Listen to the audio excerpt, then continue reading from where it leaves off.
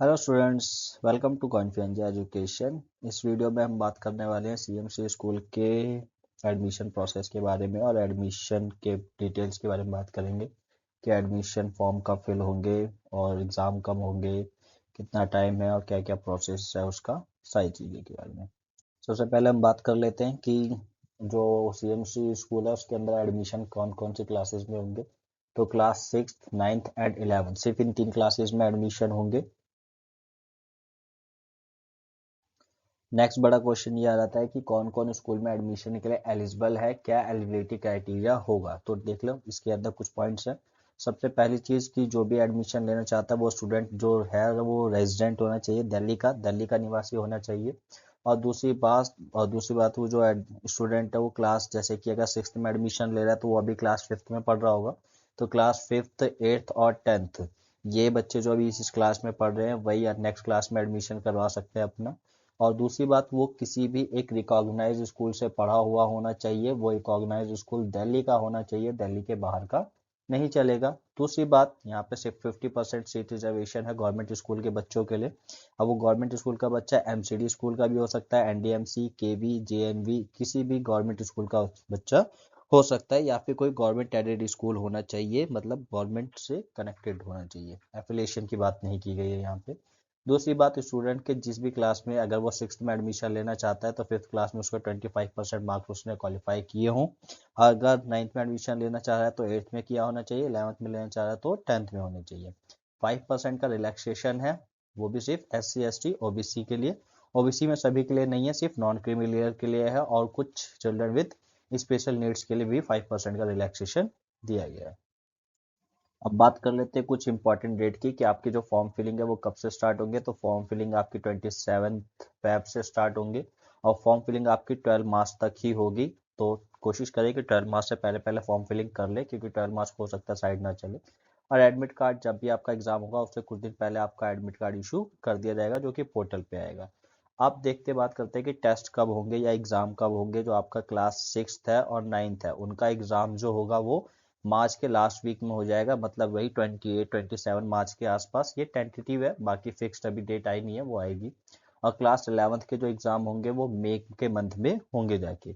और जब एग्ज़ाम हो जाएंगे उसके बाद आपका डेट आएगा, मतलब रिजल्ट की डेट आ जाएगी, किस भी डेट का आपका रिजल्ट आने वाला है। पर ये सारा एडमिशन का प्रोसेस जो है वो 30 अप्रैल तक कंप्लीट हो जाएगा, सिर्फ ओनली क्लास 6th और 9th के लिए। 11th का एडमिशन प्रोसेस लेटर ऑन तक भी चलने वाला है, बट 6th और 9th का जो एडमिशन प्रोसेस है वो 30 अप्रैल तक कंप्लीट हो जाएगा। अब यहाँ पे थोड़ा ध्यान से समझ लीजिए, डिज़ाइन और ब्लूप्रिंट दिया गया है कि जो आपका टेस्ट होगा उसके अंदर क्या क्या इंपॉर्टेंट बात है। सबसे पहले इंपॉर्टेंट बात की आपका OMR based objective type test होगा, मतलब MCQ आने वाले हैं, आपको OMR शीट फिल करनी पड़ेगी। और दूसरी बात, जो आपका क्लास वाइज सिलेबस है कि क्लास 6 में क्या पूछेंगे, 9th में, 11th में, तो वो सारा डिटेल सिलेबस ब्लूप्रिंट उसका वेबसाइट DOE की वेबसाइट पे आ जाएगा जल्दी, और एक सैम्पल कॉपी भी आ जाएगा आपके OMR शीट का, जिससे आप सारी चीज़ों को पहले से ही जान पाएंगे। सबसे इम्पॉर्टेंट बात यह है कि जो क्लास 6 का एग्जाम पेपर आएगा वो बाइलिंगुअल होगा, जो कि हिंदी और इंग्लिश दोनों में आएगा। बट जो क्लास 6 9th है और 11th है उसका जो क्वेश्चन पेपर आएगा वो सिर्फ इंग्लिश मीडियम में आएगा, उसमें हिंदी देखने को आपको नहीं मिलेगी। दूसरी बात, क्लास 6 के लिए कोई भी नेगेटिव मार्किंग नहीं है। क्लास 6 का जो भी आपका एग्जाम होगा उसमें किसी भी तरह की कोई भी नेगेटिव मार्किंग नहीं है, मतलब आप गलत करते हैं तो आपका कोई भी मार्क्स नहीं कटने वाला है। बट क्लास 9th और 11th के लिए नेगेटिव मार्किंग है 1/4। 1/4 का मतलब है जैसे कि आपका एक क्वेश्चन जो है वो 4 मार्क्स का है, तो अगर आप एक क्वेश्चन गलत कर लेते हैं तो उसका 1 मार्क्स ना ही 4 मार्क्स आपको मिलने वाले हैं, और उल्टा 1 मार्क्स आपका और कम हो जाएगा। ठीक है, तो यहाँ पे 1/4 नेगेटिव मार्किंग है। और सिर्फ एक्स्ट्रा टाइम जो दिया जाएगा वो CWSN कैंडिडेट को ही दिया जाएगा।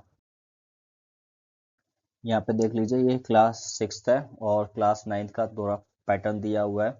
तो क्लास 6 है उसमें टोटल 75 क्वेश्चन आने वाले हैं, और जो मार्क्स है वो 300 मार्क्स का आपका पेपर होगा। आपको 150 मिनट दिए जाएंगे। 150 मिनट का मतलब होता है 2 आवर और 30 मिनट्स आपको दिए जाएंगे, मतलब आपका 2.5 घंटे का पेपर होगा। आपके पास 4 5 सेक्शन आएंगे, section first, second, third, fourth, fifth. जो आपका पहला सेक्शन है उसमें लैंग्वेज हिंदी आएगा, हिंदी के 10 क्वेश्चन आएंगे और एक क्वेश्चन 4 मार्क्स का है, तो मतलब 40 मार्क्स की आपकी हिंदी आएगी।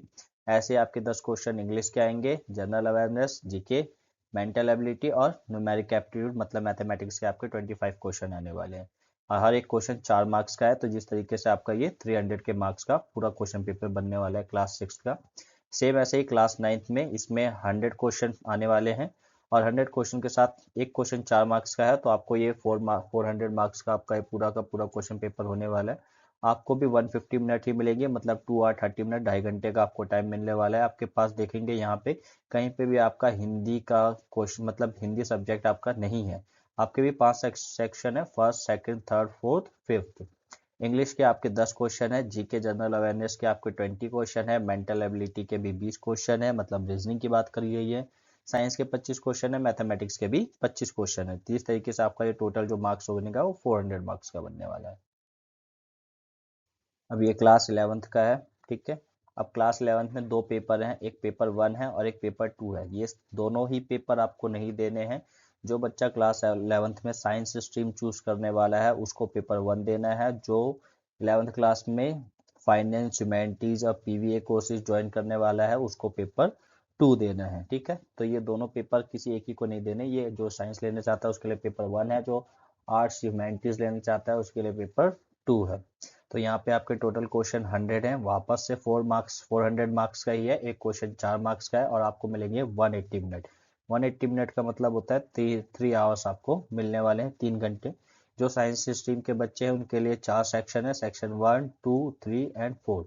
3 सेक्शन आपके, पहला इंग्लिश है, इंग्लिश के आपके 20 क्वेश्चन आएंगे, लैंग्वेज और मेंटल एबिलिटी रीजनिंग के 20 क्वेश्चन आएंगे और 40 क्वेश्चन जो आएंगे वो आपके फिजिक्स और केमिस्ट्री के कंबाइंड आएंगे। हो सकता है ये 20-20 दे दे दोनों। बाकी फिजिक्स केमिस्ट्री के आपके 40 क्वेश्चन आने वाले हैं। अब जो बच्चा पीसीबी लेना चाहता है, बायोलॉजी लेना चाहता है, उसके लिए उसके पेपर में बायो के 20 क्वेश्चन आएंगे और जो बच्चा मैथमेटिक्स करना चाहता है, पीसीएम करना चाहता है, उसको मैथमेटिक्स के 20 क्वेश्चन करने पड़ेंगे। इस तरीके से आपके ये टोटल 400 क्वेश्चन बनेंगे जिसमें से आपके 400 मार्क्स का ये पेपर होने वाला है। सेम इसी तरीके से पेपर 2 है, सेक्शन 1, 2, ये तो दोनों का ही सेम है आपका। 20 क्वेश्चन आपके इंग्लिश के और 20 क्वेश्चन आपके मेंटल एबिलिटी के। बट जो ह्यूमैनिटीज लेना चाहते हैं उनके सोशल साइंस के 40 क्वेश्चन आने वाले हैं और फिर उसके बाद जो आपके 20 क्वेश्चन है वो स्पेशलाइज क्वेश्चन आएंगे कि अगर आप पीवीए लेना चाहते हैं तो पीवीए के क्वेश्चन आएंगे, ह्यूमैनिटीज लेना चाहते हैं तो ह्यूमैनिटीज के, और 21st सेंचुरी स्किल के लेना चाहते हो तो उसके 20 क्वेश्चन आएंगे। तो ये डोमेन स्पेसिफिक 20 क्वेश्चन आएंगे, ये आपको सबके नहीं करने, आप जो भी डोमेन चूज करना चाहते हो आपको सिर्फ उसी का 20 क्वेश्चन करना है। इस तरीके से आपके ये 100 क्वेश्चन बनेंगे टोटल, जो कि आपका 400 मार्क्स का एग्जाम बनेगा ये।